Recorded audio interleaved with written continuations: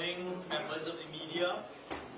Thank you all very much for coming here at such short notice.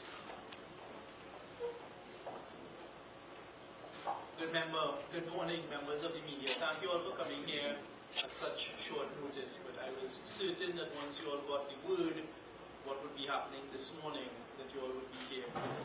First of all, allow me to indicate to the population of Trinidad and Tobago that the handing of instrument to the new Commissioner of Police, Mr. Captain Gary Griffith, took place last night by the Permanent Secretary of the Ministry of National Security, delivering the letter of instrument appointment from the Police Service Commission to Mr. Griffith last night after the execution of his contract with the people of Trinidad and Tobago, the government of Trinidad and Tobago, the Ministry of National Security.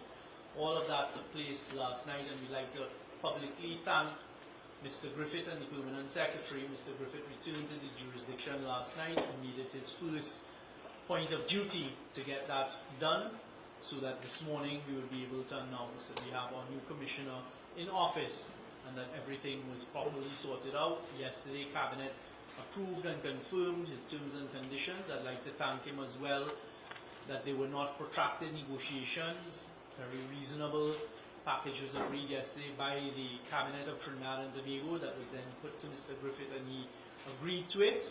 He executed his contract last night, and he received from the Police Service Commission through the Permanent Secretary of the Ministry of National Security his instruments of appointment last night. This morning, we have had a very brief meeting with the various heads of our national security apparatus in Trinidad, and if you'll allow me the opportunity, we have Mr. Clark to my right at the end, the Acting Commissioner of Prisons.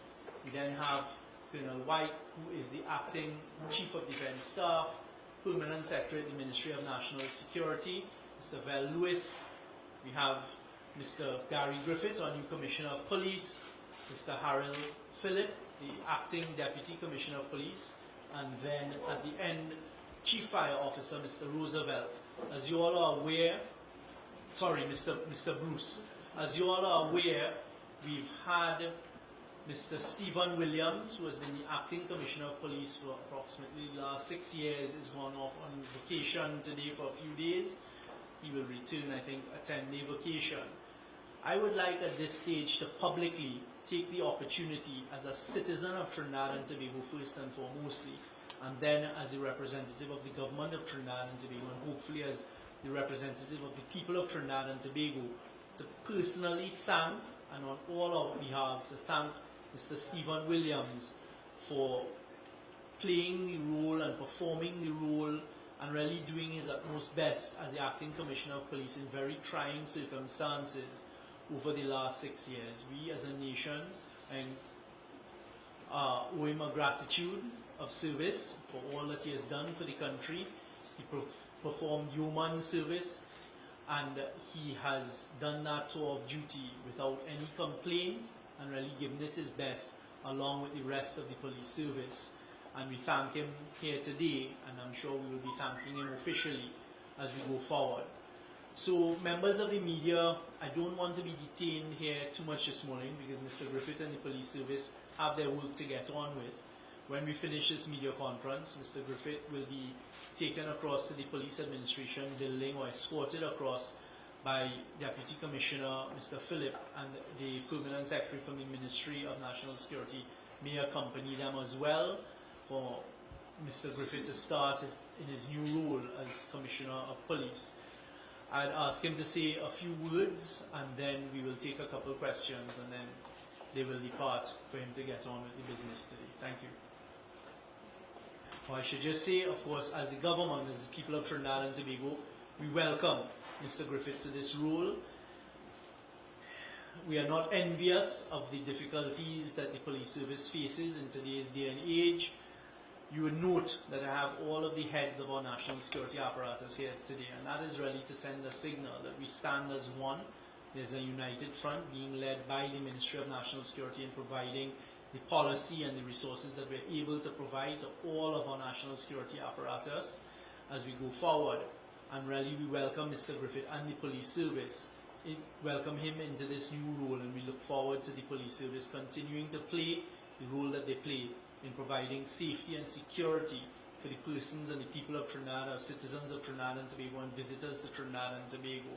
And we at National Security stand ready to continue to do all that we can to support this apparatus. We had a heads meeting a short while ago where we all discussed being on the same page going forward, and that will be the modus operandi going forward, that we move forward as one front and we take on the scourge of crime, but in particular providing safety and security to the people of Trinidad and Tobago. We had the ODPM with us as well in that meeting this morning, because there are many different pillars in providing safety and security for the people of Trinidad and Tobago going forward. At this stage, I'll ask Mr. Griffith, Commissioner Griffith, to share a few words with you all. Thank you. Thank you very much, sir. Members of the media, good morning. This is my third stint employed in the Ministry of National Security. I do not think there will be a fourth. I am here to serve my God, my country, and the citizens of this great country. As I stated before, initially, there would be no honeymoon period. I do not expect any. I have an enormous task, but this is not going to be a Gary Griffith show. I intend to work as much as possible with all stakeholders, inclusive of the citizens of this country, to ensure that the most fundamental rights would be adhered to. What I bring to the table would be seen in due course. What I can assure you is that my job, my intention is to ensure public trust and confidence is brought back to the police service, and that the Trinidad and Tobago Police Service will protect and serve with pride. I have a good working knowledge, working ability with most of the individuals on this table, and we intend to have serious buy-in and for us to work together. My final comment, which would be very rare for you all to see Gary Griffiths say so little, is the fact that I will be doing much less talk and more action this time around. Thank you. Thank you very much, Commissioner. All right, members of the media, we'll take a couple questions. Yes, Jewel. Jewel Brown, TV6 News. A question to the Police Commissioner Griffith. Given your previous background in the military, how do you expect that to impact on how you would conduct yourself as the police commissioner, given that there are two different remits, military and policing? Sure. The major role and function with the Commissioner of Police really has to do with leadership and management. They are experts in the field. One is actually on my left as we speak. And that's why I think there's going to be buy-in.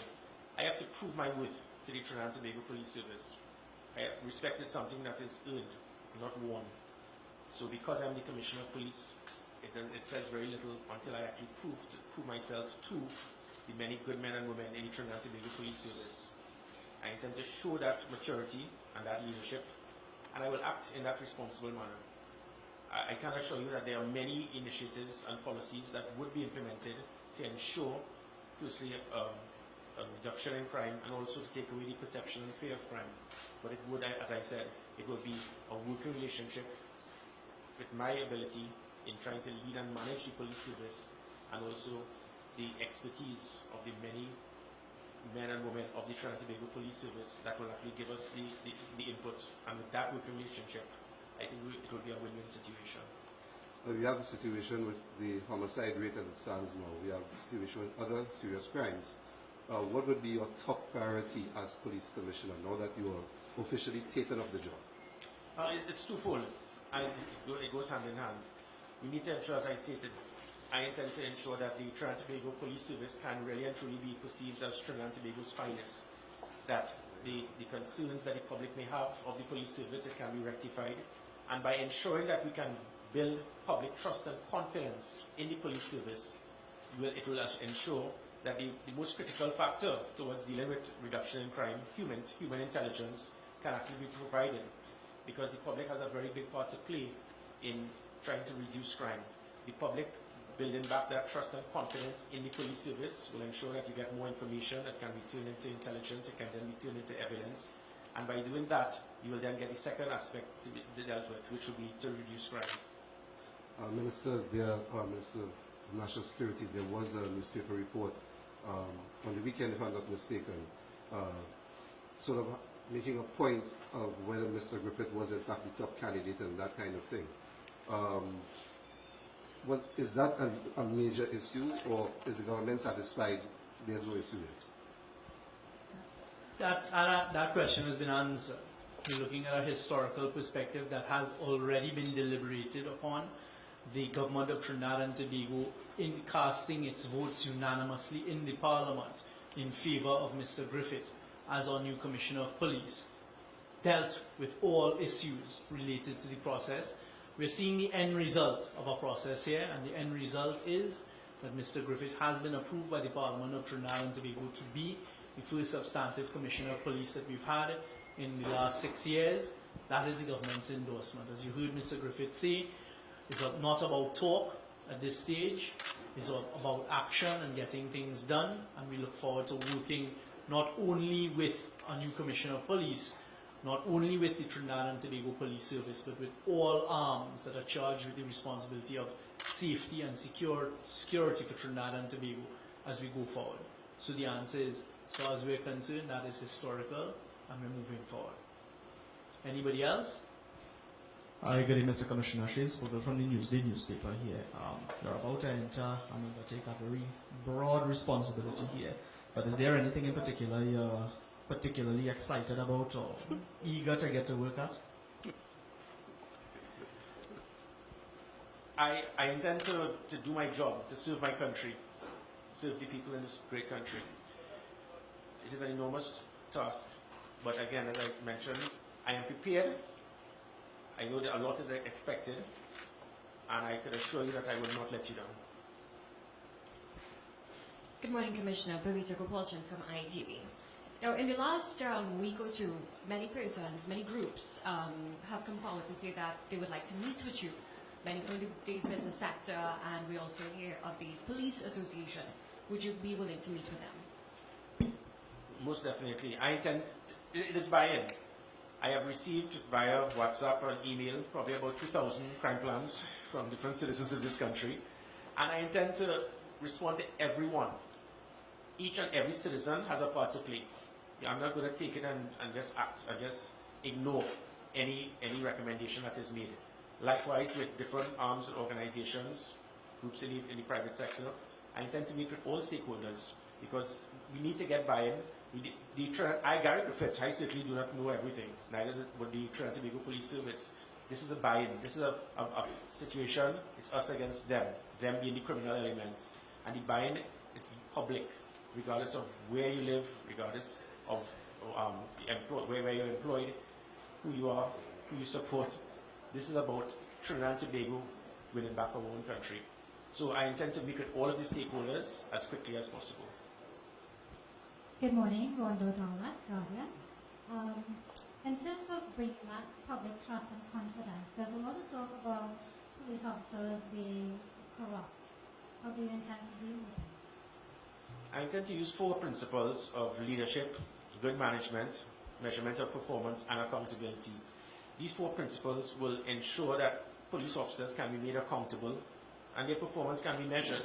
And it should not only be seen as to discipline a police officer or to suspend or fire them, but it can also be used as a yardstick to ensure that the police officer can actually be measured based on his performance above and beyond the call of duty to ensure reward or promotion. And these are scientific methods that will be used, but as I mentioned, that I intend not to impose any type of measure onto the police service without speaking to the stakeholders, which being the senior police officers and all and rank and file of the police service. But those are the systems that can and would be used to improve the standard of the police service and to probably weed out the few rogue elements that presently exist. All right. Good morning. Sorry, Alexander Brazil from Express. Just a quick question. We've had the past 18 months or so in police service trying to organize body cameras and non-lethal weapons for officers. Is that also a priority of yours, or is it going to be continued for Mr. Young or Mr. Griffith? because it's a matter that touches both. I think dealing with the operational elements, I think at this time I would prefer for us not to make any comments until further notice. There are certain operational measures that would be implemented, but as I said, it's time for more action and less talk. Just to build on what the Commissioner said there, some of that will require legislation. It is something that we're actively looking at with the Attorney General's office, and we are looking at what type of amendments to legislation or new legislation needs to be brought in. I'd like to just build on that last point from the Commissioner. In national security, in my opinion, it's very important that there are certain things that can be spoken about, and certain things that we would not be speaking about. Because of course, you're already operating where the elements are against us, and you all would understand that. If you're going to war, you're not going to declare what your strategy is, and I'm coming from here, I'm coming from there. We're going to be very measured going forward. We're going to be transparent. There is going to be a high level of accountability. And as you see it here, from the word go, from press start, we have all of the heads of our national security apparatus here with us today, and we're moving forward as one and in tandem. All right, thank you all. One last question. Sorry, Minister. Just wondering. Sorry, can't wait. Just wondering, would any of that legislation include what had been termed the past administration as a soldier police, or giving military personnel powers of arrest like that of the police service because of the continued joint exercises? That's an easy question to answer. Not at this point in time. All right, that is not on the table before us. I was dealing particularly with the non-lethal types of assets that may be utilized by the law enforcement going forward. I'd like to thank you all for your time here this morning, and for us to allow Commissioner Griffith and DCP Mr. Phillip and the rest of our national security heads to get on with their task ahead of them today. And as a citizen of Trinidad, and to be able to wish them all good luck, and may God continue to bless our country. Thank you all very much.